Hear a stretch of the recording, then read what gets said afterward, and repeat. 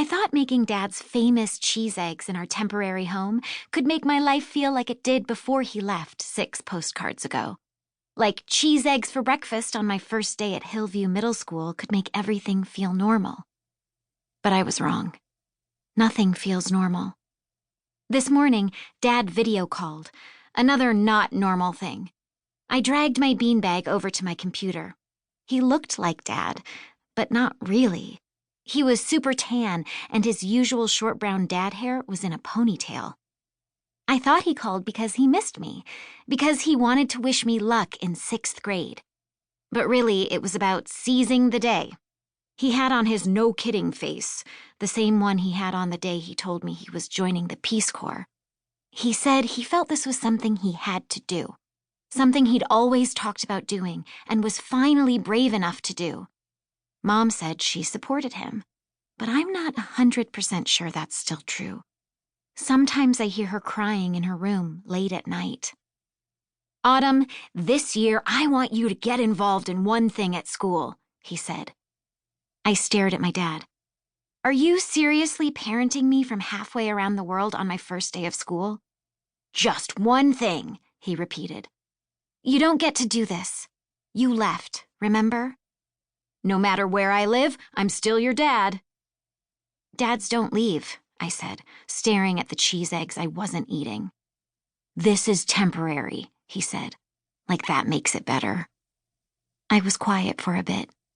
Then I asked, why do I have to do one thing? I'm not you. You made your choice, your one thing. And it wasn't us. He sighed, loudly. It wasn't me. I love you, Autumn. I told you leaving was never about you or Pickle or Mom.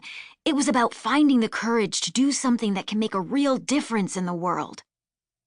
I didn't say anything, because what he didn't get was that he didn't have to leave to make a difference.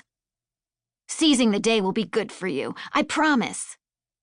I folded my arms across my sloth t-shirt.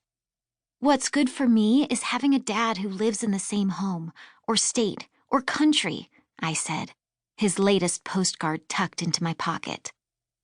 I'm sorry, Autumn. His voice cracked. And a sadness settled into my heart. Because no matter how mad I am that he left, I'm sadder that he's gone. So I inhaled all my unspoken words and said, got it. One thing.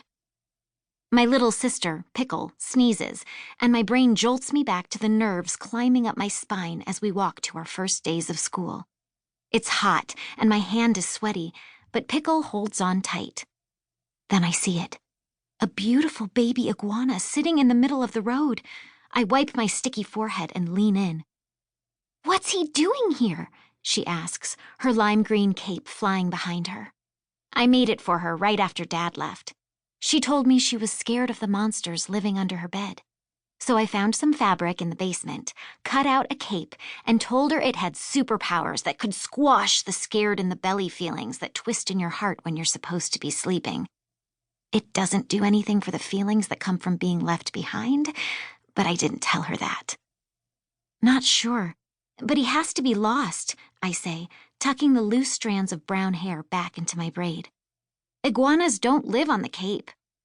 Where's his home? She asks, her pigtails bouncing. Before I can answer, a kid on a bicycle speeds toward us. Watch out for... I yell. The blue bike brakes. Tires screech. Time slows.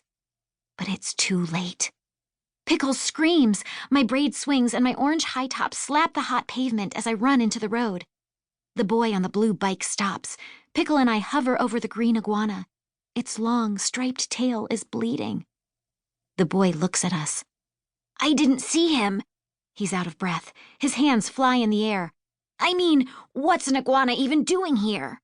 His face is blotchy red and he smells like peanut butter. I'm really sorry, he says, staring at his flip-flops. Pickle hugs my leg and starts to cry.